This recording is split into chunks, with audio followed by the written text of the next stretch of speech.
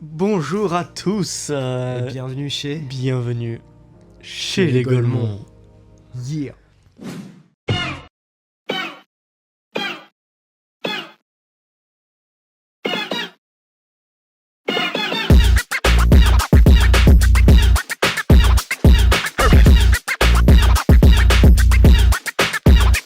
Alors, aujourd'hui, nous sommes là pour parler de Obsession. Obsession. Un film réalisé par Curry Barker. Barker. Barker. Curry Barker. Un jeune homme, finalement. Un jeune homme qui apparemment a commencé sa carrière sur YouTube, etc. Mais qui aujourd'hui est devenu un réalisateur et un des réalisateurs les plus prometteurs d'Hollywood peut-être. Ah oui. Avec ce film qui est sorti du coup il y a quelques Il y a semaines 3 au semaines, cinéma, je crois, en France, oui. et dont les gens n'arrêtent pas de parler. C'est vrai, c'est bien vrai. Ça n'arrête pas d'en parler. Donc ça a attisé notre curiosité et on s'est dit, Est-ce que ça vaut le coup? est-ce que ça vaut le coup? Est-ce que Est-ce ça vaut que la ça vaut hype? pas le coup? C'est ça. Allons voir ça. Ouais. Et nous voilà aujourd'hui pour en parler. Tout d'abord, dans une partie sans spoil.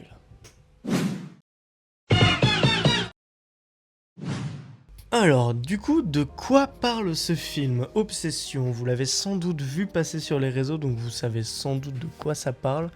Mais pour la faire courte, un homme a un crush sur une de ses collègues de travail et il sait pas trop comment lui dire, donc C'est un peu un loser. c'est ça, c'est un peu un loser, un peu cringe. Et à un moment, un peu par désespoir et aussi par parce que ça l'amuse un peu, il achète un petit truc qui apparemment exaucerait un vœu de ton choix. Et lorsqu'il l'utilise, il souhaite que sa crush l'aime plus que tout au monde. Exactement. Et c'est exactement ce Ce qui qui se va passe. se passer. C'est-à-dire qu'elle l'aime plus que tout au monde et qu'à chaque fois qu'il y a quelque chose qui se met entre elle et lui, elles deviennent folles. Et C'est ça ça. va créer des petits problèmes C'est ça. et de Et du l'horreur. coup, ça va explorer cette obsession qu'elle entretient pour lui, en quelque sorte. Et c'était bien. Oh! C'était bien. Alors oui, notre question c'était est-ce que ça vaut le coup, est-ce que ça vaut la hype? Oui, Oui, ça, Ah oui. oh là là, ça oui. vaut le coup d'aller voir et c'est une claque. Comme les gens en parlent que c'est une claque, cette phrase n'a aucun sens. Wow. J'aimerais ajouter un trigger warning. Je n'ai pas l'habitude de regarder des films d'horreur. Je crois que le dernier film d'horreur que j'ai vu, hormis Scary Movie, c'était Get Out, il y a des années et des années. Vache. Donc j'ai pas l'habitude de regarder des films d'horreur. Et je me suis chié dessus. Et je suis sorti de la salle, j'étais bizarre dans mon corps, tellement que j'ai eu peur. Donc si vous n'aimez pas ça, fuyez. Si vous aimez bien, C'est ça. foncez. C'est peut-être sa caractéristique principale, c'est que c'est un film d'horreur. Et il y a un petit peu tout ce qu'on peut trouver dans un film d'horreur, c'est-à-dire que l'ambiance est extrêmement pesante et la tension est palpable. C'est vraiment, ça met une énorme pression. Et du coup, il y a peu de scènes violentes dans le film, mais quand elles arrivent, elles sont violentes. C'est vraiment très visuel, très sanglant, très gore. Et c'est peut-être un bon point pour commencer pourquoi regarder ce film, si vous aimez les films d'horreur par exemple. Les scènes de violence sont d'autant plus marquantes que ça arrive rarement dans un film où la tension est constante. C'est ça. Moi, je pense que le film t'habitue à t'y attendre. Donc, tu sais à un moment que ça va arriver. Et tu sais pas quand. Mais ça arrive quand même. Mais ça arrive pas souvent, mais ça arrive quand même. Et c'est pas que ça choque, mais c'est marquant, ouais. C'est ça. Pour ceux qui ont vu peut-être la série The Boys, c'est un petit peu la même tension qu'installe Homelander, dans le sens où c'est un grand malade. On sait qu'il peut être extrêmement violent et qu'il a envie d'être extrêmement violent, mais on sait pas quand est-ce que ça arrive. Et du coup, les peu de scènes, parce que finalement dans The Boys, il y a peu de scènes où Homelander est violent, les peu de scènes où il est violent, ça marque énormément parce que quand il est violent, il est violent. Il est très fort. Et c'est exactement pareil dans ce film. Il y a peu de violence, mais quand la violence elle arrive, ça nous prend ça nous prend au dépourvu, même quand c'est pas un screamer, ça nous fait oh Oui. putain, waouh. C'est vrai. Ça arrive toujours d'un coup comme ça, très fort. Ça surprend beaucoup quoi. Ça, waouh. Mais c'est trop bien. Ouais. C'est trop bien. C'est trop bien parce que c'est pas de l'horreur classique en mode juste en mode des jumpscares. Il y a plein d'idées, que ce soit dans la mise en scène, on parle de ça maintenant, mais dans la lumière aussi, que c'est pas un film d'horreur comme les autres. Alors je dis ça, j'ai dit juste avant que j'en regardais pas, mais j'ai trouvé qu'il y avait une originalité incroyable dans ce film-là. Et en plus, c'est un petit budget, petit créateur, petit projet. C'est ça, c'est que le film est réalisé par un nouveau réalisateur. Hein, c'est pas son premier long métrage de ce que j'ai vu, son deuxième je crois, Ouais. mais c'est son premier gros peut-être. Ouais. Et pour un gros film, souvenez-vous, il y a quelques semaines, on parlait de Memento qui était à seulement 9 millions de budget. Et un peu avant, on parlait de Whiplash qui était à seulement 3 millions de budget. C'est presque 4 fois plus que ce film-là, qui a été réalisé avec un budget de 750 000. 750 000 dollars. Donc, Ce qui est encore moins. C'est très très peu pour un film comme ça, pas hollywoodien du coup, mais un film à gros budget, bah c'est pas un film à gros budget au final. Ouais. Donc, si vous n'aimez pas quand, par exemple, Disney ou même il y a des films français qui ont des millions, voire des dizaines, des centaines de millions de dollars de budget et vous vous dites mais où est passé l'argent, rendez-nous l'argent. Là, ce film est très satisfaisant parce que j'ai l'impression que chaque dollar est bien utilisé. C'était magnifique. Ouais. Les acteurs. Parlons des acteurs. Les acteurs. Il y en a pas beaucoup. Il y en a 4 principaux, j'ai envie de dire. En fait, c'est une bande de potes. Et ils donnent vraiment l'impression d'être une bande de potes de cet âge-là. Ouais, c'est fait trop très réaliste. Chips. Tu peux plus parler jusqu'à ce que je dise ton nom. Voilà. Donc ouais, carrément, ça fait super réaliste et les acteurs jouent vraiment bien. Surtout, Yeah. Allez, dis son nom. Indy Navarrete, que je vais appeler Indy Navarrete en bon français parce que je fais quand même un effort. Bref, Indy Navarrete, l'actrice de Nikki, donc la fille victime du sort, joue tellement bien. Oui. Elle est En fait, elle joue bien. Dans le siège, on sait qu'il y a des choses qui vont arriver.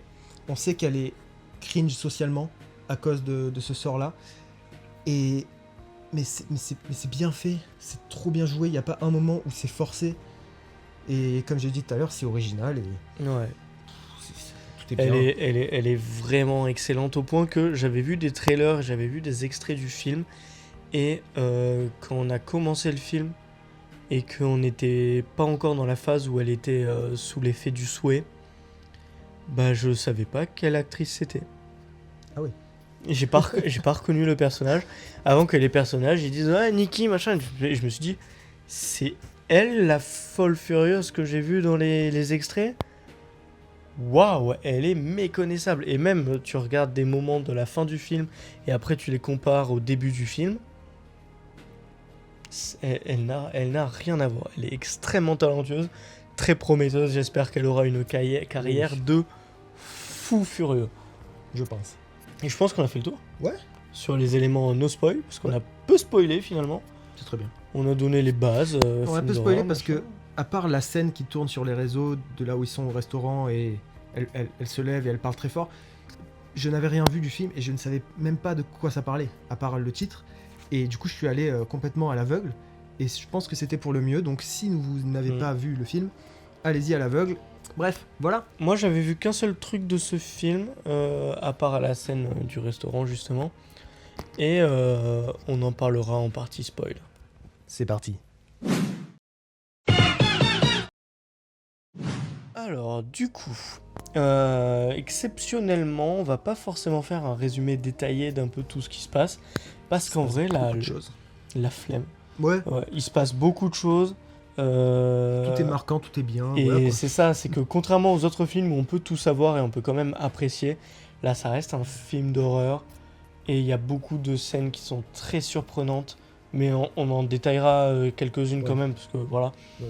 Mais en fait, ça sera mieux de détailler les scènes dont on a envie de parler plutôt que de parler de tout et ensuite détailler. Mais, pour avoir une meilleure idée de ce dont parle le film, on vous a menti. L'obsession. Et certaines personnes vous mentent aussi sur les réseaux sociaux, parce que ce dont on a l'impression quand on voit les bases du film, les trailers, tout ça, c'est que le film parle de l'obsession de Nikki, de la fille, car elle est sous l'emprise d'un sort qui la rend obsédée par le mec. Sauf que, pas du tout. Le propos du film, c'est l'obsession de Byron, Yeah, bear, donc ours en anglais, clin d'œil, c'est l'obsession de Bear pour Nikki, le sujet du film, parce que c'est lui qui emprisonne Nikki dans ce sort, dans cette obligation d'être amoureuse de lui, et le film ne cache pas ce propos-là du tout. C'est-à-dire que j'avais vu des personnes justement parler du fait que ça les énervait, que certaines personnes disent que le film parlait de l'obsession de Nikki, alors que non. Et du coup, avant de voir le film, je m'étais dit, bon, je me suis fait un petit peu spoiler le propos sous-entendu du film, mais voilà, ça n'est pas sous-entendu du tout. Et non. C'est le propos très, très important du film et très avancé du film, parce que Nikki est sous l'effet d'un sort qui la force à être amoureuse de Bear, mais Nikki en est consciente.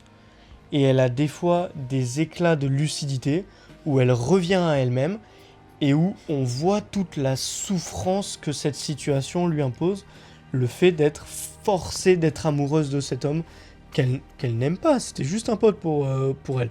Et elle voit tout ce qui se passe, et elle voit qu'il est conscient de ça et qu'il le veut, parce que c'est ce qu'il veut, parce qu'il est obsédé par elle, et qu'il n'arrête pas, et qu'il préfère la voir souffrir, la voir faire souffrir son entourage, etc. Jusqu'à ce que ça prenne des proportions énormes, dramatiques et sans retour. Mais même là,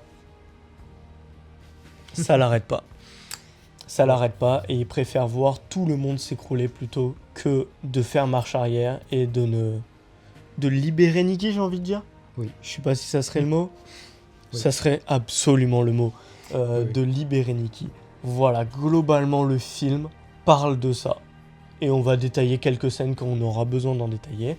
Mais toi, tu voulais déjà détailler sur un point, je crois, sur un des plus gros points forts du film, en vrai. Quand Nikki est sous l'emprise de ce vœu-là, elle change du tout au tout et elle devient terrifiante. Mais C'est le mot. c'est pas juste qu'elle crie partout et que jumpscare et qu'elle fait peur, c'est que le réalisateur, ce zinzin de la tête, joue avec la lumière. Déjà la lumière en elle-même dans le film, elle est belle. Il y a un beau grain, c'est joli, Ouais. c'est un peu Souvent doux, orangé, t'as vu. Ça fait deux Ça fois. suffit. Mais ça joue encore plus avec la lumière par rapport à Nikki, qui devient elle-même une ombre et qui se cache dans les pièces. En fait, tout ce qui est autour d'elle, c'est bien, parce que non seulement c'est de l'ombre, mais elle est aussi dans les arrière-plans. Elle est terrifiante en Dans le arrière-plan. décor. Oui, à un moment, il est au téléphone et on la voit au restaurant, elle est derrière et elle regarde comme ça. À un moment, il parle à son pote au travail et elle le fixe. Mais c'est pas qu'elle le fixe, c'est qu'elle le fixe pendant 3 minutes. Et Et la scène de dialogue se déroule, normal, hein, chant, contre-chant, dialogue normal, sauf qu'à chaque fois qu'on est sur le plan de Bear, on la voit derrière, dans le flou, qui ne bouge pas, qui est toujours pointé vers lui, et les personnages n'en parlent même pas, ils s'en rendent même pas compte. Ils s'en rendent pas compte, mais elle est là, elle le fixe. c'est terrifiant. Et, Et malheureusement, à un moment, elle est pas là. Mais elle est là quand même dans l'audio. Et on se dit, où est-elle ? Et elle sort de l'ombre. ouais. Et c'est la scène dans la chambre. Scène, là. la scène dans la chambre. Pff. Il y a plusieurs cuts sur un plan de la chambre. Et c'est toujours le même. Et à chaque fois, on se dit, bon, elle n'est pas dans la pièce, d'accord. Et d'un coup, on l'entend parler. Donc elle est dans la pièce, elle est là. Et retour sur ce même plan qu'on a vu déjà 4 fois. Et là, elle apparaît. Elle était là dans un coin, Juste, elle était, j'ai envie de dire, elle était tapie dans l'ombre, mais non, en fait. Elle était l'ombre qu'on voyait. C'est comme Batman. C'est ça, c'est comme Batman. On pensait que c'était genre l'ombre de la fenêtre, du mur ou quoi. Non, c'était elle. Mais on aurait juste dit c'était de l'ombre. Voilà. Elle était juste de l'ombre et d'un coup elle bouge et c'était elle depuis. Vous voyez, comme par exemple, ça a dû arriver à plein de gens, tu te réveilles dans la nuit et il y a tout ton linge posé sur la chaise, on dirait une silhouette de quelqu'un, mais en fait non, c'est juste le linge sur la chaise. C'est exactement ça, sauf que là, c'est quelqu'un, la silhouette. Et ça fait peur. Très très peur. Surtout quand elle retourne dans son coin et qu'on la revoit plus. Des fois, elle marche en arrière, c'est trop bizarre. Ouais. J'ai vu quelqu'un qui disait que ça faisait penser à la stop motion. Mais c'est un peu ça, c'est... Elle est bizarre dans ses membres. Et oh là là. Ouais, elle a des mouvements, c'est pour ça que vraiment le plus gros point fort du film, c'est même pas les acteurs, c'est elle. Ouais. Elle est le plus gros point fort du film parce que elle alterne entre différents stades, différents niveaux de jeu, d'émotions, tellement vite et tellement brutalement parce que c'est fou quoi. Parce que tu peux alterner entre des émotions, mais les faire aussi brutalement, passer de la colère intense, la rage violente à d'un coup, ah bah tout va bien alors, allez j'y vais. C'est incroyable. Puis enchaîner avec des mouvements étranges, etc. C'est... Même des fois, je viens de me souvenir d'un truc fou. Des fois, elle est entre l'ombre et la lumière, donc on voit sa silhouette, mais on voit pas son visage. Ouais. C'est des petits détails, enfin, des gros détails, Moi, mais c'est des détails quand même. les plans que j'aimais beaucoup sur elle, c'était quand elle était dans l'ombre, mais qu'il y avait de la lumière dans ses yeux. Ouf. Oui.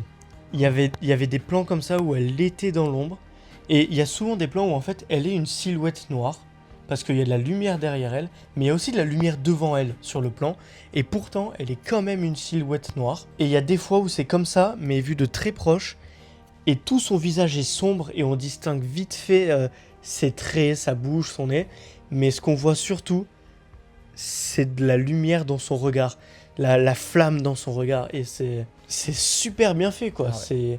C'est vraiment peu de choses à chaque fois, et c'est suffisant pour nous mettre mal à l'aise, nous mettre dans un malaise très très inconfortable quoi. Oui. Oui. Bref. Tu as dit tout à l'heure que tu t'es fait un peu spoiler juste avant la séance. Moi, je n'étais pas au courant de ce qu'était le propos du film. Et je me suis rendu compte, avec une scène en particulier, que ce n'est pas la femme le problème. Bon, la femme est sous l'emprise de ça et elle fait des actions parfois horribles, notamment cuisiner le chat. Mais le problème, c'est le mec. Et quand il bouffe son chat, il va la voir. Sans le savoir. Oui. Sans le savoir. Et au lieu de péter un plomb, il lui dit « Ce n'est pas bien de cuisiner le chat ». Il lui parle comme à une enfant. Et il passe à autre chose. Et je me suis dit « Attends. Le mec a perdu son chat. Il l'a bouffé sans le savoir. Et il dit juste « C'est pas bien ». Il doit avoir un problème, ce mec-là. Et oui. Oui. Et oui. Et là, on arrive sur le gros propos du film. C'est le mec, l'antagoniste du film. Hein. C'est incroyable. C'est l'énorme antagoniste. Le mec malsain, dérangé et dangereux par excellence. Ouais. Parce que au début, avec le pitch, on se dit juste que c'est un petit peu juste une histoire d'horreur classique. Voilà, il s'est fait maudire en pensant obtenir un vœu. Mais c'est pas vrai. Parce que très vite, on se rend compte que c'est mauvais. En fait, dès les premières scènes avec la meuf, parce que dès les premières scènes où elle est possédée, elle a 2 éclairs de lucidité où elle est en mode « Oh putain, qu'est-ce qui m'arrive ? C'est pas moi. Qu'est-ce que je dis ? C'est pas moi. C'est pas moi qui fais ça. Qu'est-ce qui se passe ?» À 2 reprises. Et déjà, on voit que ça la dérange énormément et ça la met extrêmement mal à l'aise et c'est pas normal. Et lui n'en a rien à foutre. Lui, il est juste en mode « Ah, mais c'est pas moi, c'est toi qui as fait ça, etc. » Il profite de la situation. Mais il dit « Non, c'est pas moi. » Messieurs, lorsqu'une femme est bourrée, c'est exactement la même chose, n'est-ce pas? Voilà. Ce n'est pas parce qu'elle dit oui que c'est un oui, elle est bourrée, n'abusez pas de la situation, merci. Bref, du coup, ça dénonce fort. Dès la première scène. Et la deuxième scène, c'est... La première scène arrive au bout de 20 minutes de film. Ouais. Le film en dure presque 2 heures. C'est vrai. Donc pendant 1h30, 1h20, on se dit, mec, fais quelque chose pour mettre fin à la malédiction. Tu vois bien que ça lui fait du mal, que c'est pas elle en plus, parce qu'il comprend assez vite en plus que elle est amoureuse de lui grâce au souhait, et que c'est pas sincère. Mais lui, ça le rend juste triste qu'elle l'aime pas vraiment. Il essaie pas d'arranger les choses. Et il y a une scène qui, moi, m'a vraiment scellé le destin de c'est un connard. Oh. C'est quand il sort de la maison. À un moment, il part en douce. Il se libère de son emprise dans le lit et tout. Et il sort de la pièce. Et quand il sort de la pièce, elle l'appelle. Elle l'appelle alors qu'il avait testé et tout. Elle était endormie. Et ça mettait même une énorme pression parce que elle est jamais pas consciente de ce qui se passe. Elle sait. Elle sait toujours. Et elle est toujours réveillée. Et du coup, elle est terrorisante. Parce que elle est toujours là. Et là, le fait qu'elle soit pas là, ça fait peur. Elle est là, mais elle dort. Rien que ça, ça mettait une tension de fou dans la scène. Il sort, elle l'appelle. Donc elle était réveillée. Donc ça pue la merde. Donc directement, il cherche une excuse. Ah non, Je vais aux toilettes, il dit. je vais juste chercher de l'eau, t'inquiète pas. Ouais. Et là, elle lui parle en lui disant « Tue-moi, s'il te plaît ». Donc on comprend que c'est pas la Nikki possédée. Enfin, c'est pas la Nikki obsédée qui parle, c'est la Nikki possédée. C'est la vraie Nikki, en fait. Parce qu'en fait, on comprend assez vite que ce qui est amoureux de Bear, c'est pas Nikki. Bah oui. C'est son souhait, en quelque sorte. C'est une copie, c'est juste quelqu'un qui est amoureux de lui, qui est obsédé par lui, mais c'est pas Nikki. Nikki, elle est enfermée dans son propre corps. Et du coup, dans cette scène-là, Nikki lui demande de la tuer. Et sa réaction à lui, c'est... C'est un culé. C'est si horrible que ça d'être en couple avec moi. Et il part. Donc il est bel et bien conscient que c'est horrible pour elle. Mais cet enculé. C'est si horrible que ça d'être en couple avec moi. Il a une femme dans son lit qui lui demande de la tuer tellement sa situation est horrible. Et son égoïste d'être, son être égoïste ramène tout à lui. Parce que c'est pas cool, je suis pas si terrible que ça. Mais voilà, bref, c'était un connard. Oui, jusqu'à la dernière putain de scène. Jusqu'à la fin. Jusqu'à la fin, c'est un connard. Il va prendre des putains de médicaments pour se tuer et pour se libérer lui-même et la libérer elle, parce qu'on apprend assez tôt. Je crois que même dans le trailer, on apprend que pour mettre fin au vœu, il faut qu'il meure. Et du coup, il veut mourir. Et il réalise ce qu'il fait. Et il veut se faire vomir les médicaments pour ne pas mourir et rester dans cette situation. C'est ça. Quand même, au dernier moment, il regrette son choix et il veut rester... C'est la toute fin du film, hein, c'est-à-dire qu'il vient de se passer tous les plus gros drames du monde. Des gens sont morts à cause de lui, parce qu'il a jamais laissé tomber. Et là, que des gens sont morts, que c'est dangereux même pour lui, c'est extrêmement dangereux. Il va pour mettre fin à ses jours, donc pour fuir la situation, du coup, pour fuir ses responsabilités en plus. Et il les fuit doublement. Parce que certes, mettre fin à ses jours, il fuit ses responsabilités, mais au moins, il la libère. Mais non, il fuit même le fait d'assumer qu'il a séquestré, d'une certaine manière, cette femme pendant tout ce temps. Et abusé d'elle, il a abusé d'elle. Dès la deuxième scène, ils font l'amour, mais elle veut pas, mais il le fait quand même. Ah ouais, putain. C'est horrible. Quand ils font c'est là où elle réalise, c'est là où elle redevient elle-même, elle fait « Oh, qu'est-ce qu'on fait ?» Il dit « Non, mais t'inquiète !» Juste ils font un bisou. Non, ils font rien le premier soir. Ouais. Juste ils font des bisous alors qu'ils sont à moitié à poil. Bon, mais ils font rien. Par contre, après, il y a une scène de sexe, en effet, qui est tétanisante. Hein. C'est horrible. Parce que t'as la scène, du coup, déjà t'es ultra mal à l'aise, parce que moi, personnellement, ça me met pas du tout à l'aise le sexe dans les films. Donc c'est des plans serrés. Ils s'embrassent, c'est terrible. Et là, c'est juste le plan sur eux qui font la chose, et on voit juste son visage à elle, qui est d'une impassibilité. Elle est en poker face. Elle fait tous les bruits, etc. Mais elle est en poker face parce que elle est juste son objet, quoi. Voilà le message du film. Voilà. C'est... Elle est juste En son même objet. temps, c'est horrible parce qu'il y a des moments graphiques, visuels. Je sais pas si ça se dit graphique en anglais, en français. Oui. Waouh. Ça fait peur et tout ça. Et en même temps, quand tu réfléchis, c'est horrible. Donc c'est doublement horrible. Et je suis sorti de la salle de cinéma. On est sorti de la salle de cinéma. J'avais mal au ventre, au cœur. J'avais mal partout. J'étais pas bien. C'était horrible parce qu'on venait juste de voir plusieurs gens avec de l'ambition, des rêves et plein de possibilités d'avenir, tous perdre tout à cause d'un D'un gars mec. égoïste qui avait pas les couilles d'avouer ses sentiments à sa crush, quoi. Voilà. Maintenant, j'aimerais amener une nuance dans le propos Mhm. pour élargir un petit peu, parce que voilà, ce film, pour moi, c'est une vidéo où on fait plus analyse que critique, Parce que où le on film est parle de bien. nos trucs, mais il y a 3 qualités à ce film, on les a dit, la lumière, les acteurs, le scénario, et il n'y a pas de défaut globalement. Voilà. Il n'y a pas de défaut globalement, c'est excellent, si ce n'est que c'est très dur à vivre et encaisser.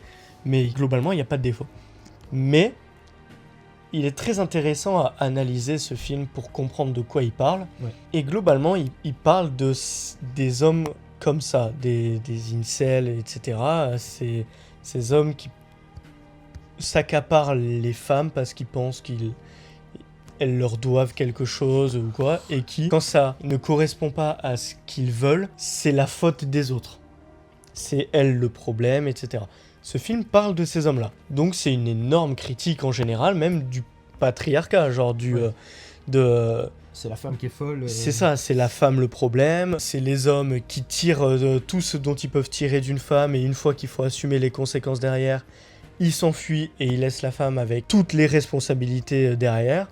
Ça parle de tout ça. Mais, t'as dit quelque chose en plus, qui est que dans le patriarcat en général, tout le monde est victime.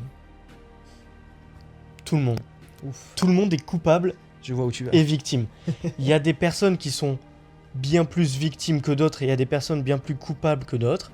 Mais dans un système comme ça, où on est toujours en guerre homme contre femme, tout le monde est victime. Personne n'est vraiment gagnant, sauf quelques personnes. Et ce film le montre aussi. Il critique le fait que des hommes profitent de faiblesses de femmes, etc., pour leur propre plaisir et leur propre ego. Mais, au final, ça lui a rien apporté non plus. À Ça lui. pose des problèmes aussi. De faire tout ça. Sa vie, il était plus heureux quand il n'arrivait pas à avouer ses sentiments qu'après. Mais c'est aussi par ego qu'il veut pas mettre fin à cette situation.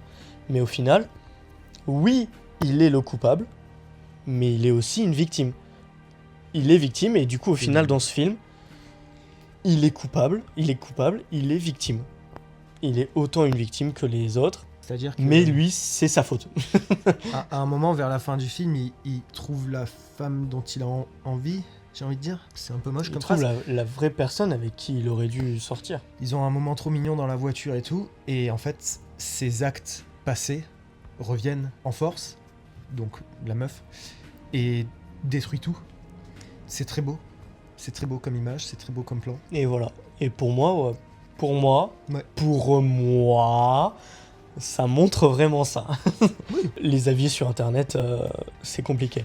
Mais voilà, pour moi, c'est toute cette critique du patriarcat des hommes, etc., mais qui montre, et c'est super important, je trouve, que ça montre que même les coupables sont victimes de ces situations et que beaucoup, au final, n'en tirent rien, quoi. Mm. Beaucoup n'en tirent rien, mais ça n'enlève pas leur culpabilité. On ne me fait pas dire ce que j'ai pas dit. Ce sont des enculés, Ça reste des enculés qui profitent d'une situation. ces enculés. Voilà, ça n'enlève rien de leur culpabilité. On peut être Ah, c'est coupable vrai. et victime en même temps. Voilà, ça ne sont pas deux choses qui Pas des sont... excuses. Voilà, c'est ça. Juste, un coupable est souvent aussi une victime. Et c'est pas parce que t'as fait des choses horribles qu'il t'est rien arrivé d'horrible. Et c'est pas parce que t'as fait des choses horribles qu'elles ne te causent rien après. Bref, essayez d'être gentil avec tout le monde. Au moins, S'il vous plaît. voilà, c'est ça. Parlons de la note du film. C'est parti. Allez. Donc, j'avoue que j'ai mis du temps à comprendre ce film. Je l'ai compris au fur et à mesure et au final, je l'ai adoré. Mais qu'au début, je me disais, waouh, il y a une super moyenne ce film. Il doit pas vraiment mériter ça. Si. Ce film est très très bon et franchement, il mérite sa hype. Hein. Ah ouais. D'autant plus à chaque fois, moi, quand c'est des petits créateurs en quelque sorte qui font des choses nouvelles et innovantes, ils méritent encore plus de hype que quand c'est des gens déjà établis qui font quelque chose de nouveau et innovant. Moi, je suis content en plus parce que c'est ça. Et derrière, il y a un message qui me plaît. Moi, je suis content d'avoir cette nouvelle génération-là qui arrive et qui font des films avec de beaux messages importants. Donc, c'est ça. C'est 3 fois que je le dis, mais je suis content. C'est ça. On est content de ce visionnage, même si c'était dur. Même si on est sorti de la salle c'est ça, en tremblant. Et que c'est un bon souvenir de film, mais c'est pas un bon souvenir de visionnage. C'était dur. Hein. C'était terrible. C'était dur psychologiquement. Tu sais que hier soir, c'était vraiment chaud. Il y a une lumière devant ma maison qui s'allume quand elle détecte quelqu'un qui arrive. Eh ben, je me suis mis dans mon lit, j'ai éteint la lumière et la lumière s'allume et s'éteint et s'allume et s'éteint et elle s'allume encore. Et je me dis, jamais de la vie, je vais voir ce qui se passe. Donc je suis resté bien dans mon lit tout seul. Bah t'as bien raison. Ah ouais, parce que je suis une merde et j'ai peur. Donc oui, même si on a 23 ans, on a eu peur et ça nous a marqué beaucoup. Mais du coup, la note est la suivante. On a la même. On a la même, encore une fois. Hein, on a Pas de vraiment, ça personnalité. sert à rien d'avoir deux personnes si c'est pour toujours dire le même truc. C'est vrai. On a mis 4 et demi à ce film. C'est le mieux noté, je crois, depuis le début de cette émission, de cette chaîne. Ouais, j'avais mis 4,5 à Whiplash, mais... C'est vrai, t'as mis 4,5 à Whiplash. Mais C'est du vrai, coup, c'est c'est celui vrai. qui a la meilleure moyenne. Ah oui. Ah oui, C'est celui qui a la meilleure moyenne pour Totalement l'instant, mérité, voilà. à 4,5 sur 5, ce qui est très très bien. Ça fait un très bon 18 sur 20. Ouais. Ouais. Excellent du coup. Je pense que il a aussi le bénéfice nouveau créateur sur le marché. Si ça avait été quelqu'un établi depuis déjà 20-30 ans, la note aurait été plutôt de 4, je pense. Ouais. Mais là, c'est un mec, c'est son premier film distribué partout dans le monde. Ça mérite une bonne note, ça mérite toute la visibilité, ça mérite la hype. Yeah. Parce que c'était très très bon et voilà. Oh, la caméra!